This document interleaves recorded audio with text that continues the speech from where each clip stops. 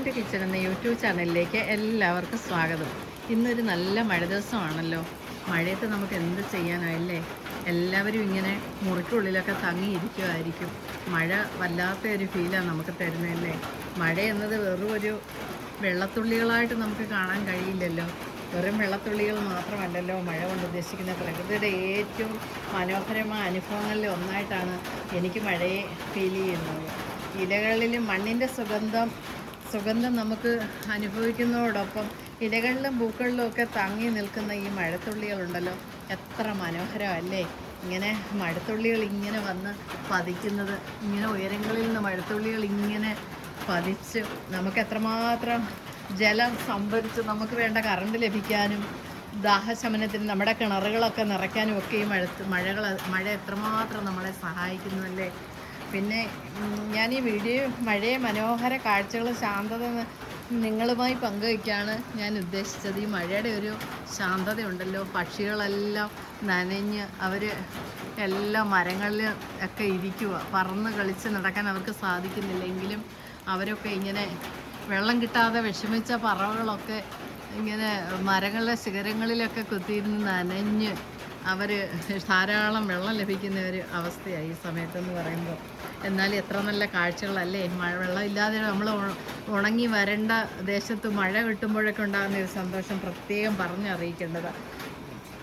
ഇത് ചിലപ്പോൾ നമ്മുടെ ഭൂമിയെ നനയ്ക്കുക മാത്രമല്ലല്ലോ, മനസ്സിൻ്റെ ആഴങ്ങളിൽ മൗനമായി കിടക്കുന്ന ഓർമ്മകളെയും ഈ മഴ നമ്മളെ ഉണർത്തുന്നുണ്ടല്ലോ. ഈ കാഴ്ചകളൊക്കെ എത്ര മനോഹരമല്ലേ.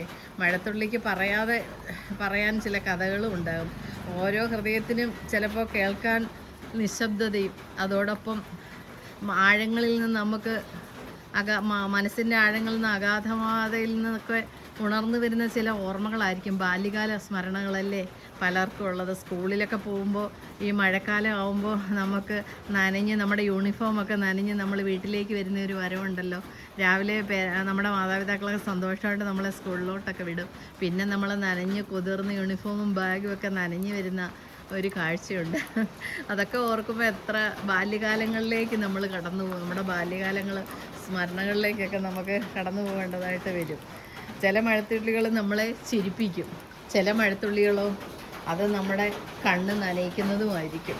നമ്മുടെ ഓർമ്മകളിലൊക്കെ കടന്നു പോകുമ്പോൾ ഇന്ന് പലരുടെയും മാതാപിതാക്കൾ ഉണ്ടാവില്ല.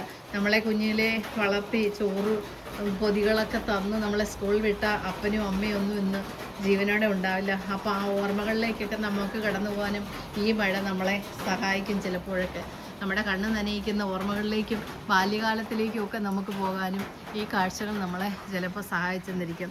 ഈ മഴ അങ്ങനെ ഒരുപാട് അനുഭവത്തിലൂടെ കടന്നു പോകുന്ന ഒരു പ്രത്യേക ഒരു അനുഭവത്തിലൂടെയാണ് നമ്മളെ കടത്തിവിടുന്നത്. എന്നെ സംബന്ധിച്ച് അങ്ങനെയൊക്കെയാണ് കേട്ടോ മഴക്കാഴ്ചകൾ. അപ്പോൾ നിങ്ങളുടെ ഹൃദയത്തിലൊരു കുളിർ തെന്നലായി മാറട്ടെ എന്ന് ഞാൻ ആശംസിക്കുന്നു. എല്ലാവർക്കും മഴ ആസ്വദിക്കാൻ ഇടയാട്ടെ.